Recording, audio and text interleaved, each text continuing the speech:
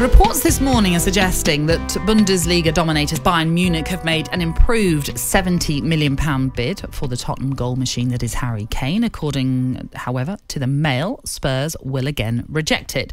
Kane is due back in training on Wednesday. Still find it a little odd, though, to think that Daniel Levy, the great businessman, could possibly let him go on a free next season. Doesn't seem quite right to me, from a Daniel Levy perspective. Well, Harry Kane's got all the cards. Yeah. Once you let a player's contract get down to 2 years, right? We've seen it happen with Aaron Ramsey when he was at Arsenal. Once that contract goes down to 2 years, you can see the finishing post at the end of your contract. And then when they keep putting a new contract in front of you, you can actually say, no, I'll wait.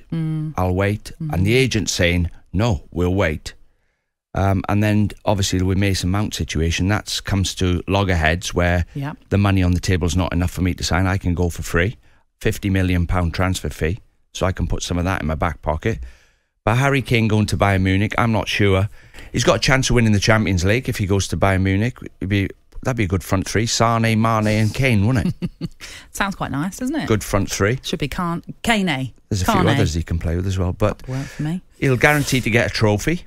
They'll win the league. Whether he's playing for them or not, he'll get a league winner's medal. So, well, they left it late to win it last season, didn't they? But they always find a way of doing it. I mean, would you sign for Man United before Bayern Munich? I'm not so sure. It's a dilemma because he's not guaranteed to win anything at United. Not guaranteed. I think they would More so if they sign him. Think? Well, for Man United, if you sign Harry Kane, you're going to get 25, 30 goals. So will that make the difference between fourth and challenging? I think they're obviously going to have a miles better chance if they sign him. Well, let's get more on this because our European football expert, Kevin Hatchard, joins us this morning. Morning to you, Kevin. Morning, Kev. Morning, guys. How are we? Very good. Very, very well. So Bayern, it seems, the only club, it seems, at this moment in time are making it known that they're interested in Kane. Do you think that they'll up their bid once again? Yeah, I think they probably will. I think they'll have a ceiling of where they'll get to. I mean, that's been widely reported as €100 million as a total package in terms of where they'd be prepared to go to. So this is all part of the process. I think what's interesting is it's being widely reported that Thomas Tuchel's actually met with Harry Kane about a potential move and that Kane is quite keen on the move and certainly hasn't ruled it out. Bayern wouldn't be messing around making several bids if they hadn't been given an indication from Kane and his camp that there was interest there. Now, of course, that might be Kane keeping his options open. That might be Kane trying to get a better contract out of Spurs. That might be Kane trying to smoke out other potential bidders. But at this stage, it seems as though Bayern are being given encouragement from somewhere and believe that they can get him. He's certainly somebody that they want. They've been interested in him ever since it became clear that Lewandowski wanted to leave. You obviously might have heard Dean there talking about that front three, Sane, Mane.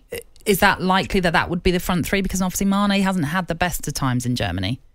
Mane is a player I think they're open to selling if the right bid came along. He's been linked with a move to Saudi, but he doesn't seem keen on that particular switch. It hasn't worked out for him so far. It was a bit of a chaotic season. His first season, he got injured. And then I think we saw the frustration of it when he had that fight with Leroy Sané. So it's been a difficult season for him. So if Bayern were to spend, upwards of €80 million, getting towards €100 million on Kane, they'd want to balance those books to some extent. And so maybe Mane moving on would be part of that. That's an example, I think, Kev, of what happens when you move clubs. I thought he was part of, like, you could say he was like in the Beatles with Salah and Firmino. That front three were like the Beatles.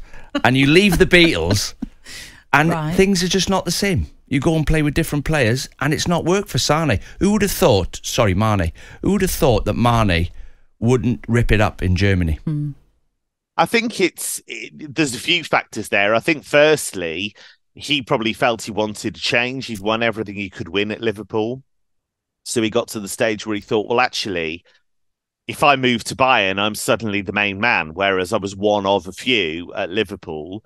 And Bayern were really enthused about it. They felt that it was a real statement signing, somebody who Liverpool wanted to keep, somebody who a number of clubs across Europe would have wanted to sign. But Dean, every move is a risk. Grass is not always greener, Kev. That's it. And you move countries and you move leagues, and sometimes it works out and sometimes it doesn't work out. I think what's interesting from his point of view is, does he say, right, well, I'll write it off after one season? Or does he say, well, actually, I'm going to make this work. I'm going to give this a go into the second season. He lost his World Cup dream because of that injury. And that would have been a crushing blow for him. He would have been so desperate to play for Senegal at that World Cup in Qatar. And so it was just a bit of a write-off that first season. But as we know from his time at Liverpool and other clubs, pretty determined guy. Yeah. Just quickly, run us through the situation with Juventus, who it seems are interested in maybe bringing Romelu Lukaku back to Italy. Yeah, they've been linked with bringing him in, and there's been talk of a swap deal with Vlahovic going the other way to Chelsea. I'm always very sceptical about talk about swap deals because very few of them actually come off in reality. There's too many moving parts to them. I think Lukaku's preference is probably to go back to Inter again. Inter do have a bit more money than they expected to have, having got to the final of the Champions League. And they've also, sold players. Brozovic has moved on. So I still think a move back to Inter again is the most likely destination, but we'll see. talkSPORT Breakfast, waking you up Monday to Friday morning from 6 a.m. on AM, on DAB, via the talkSPORT app and on your smart speaker. talkSPORT.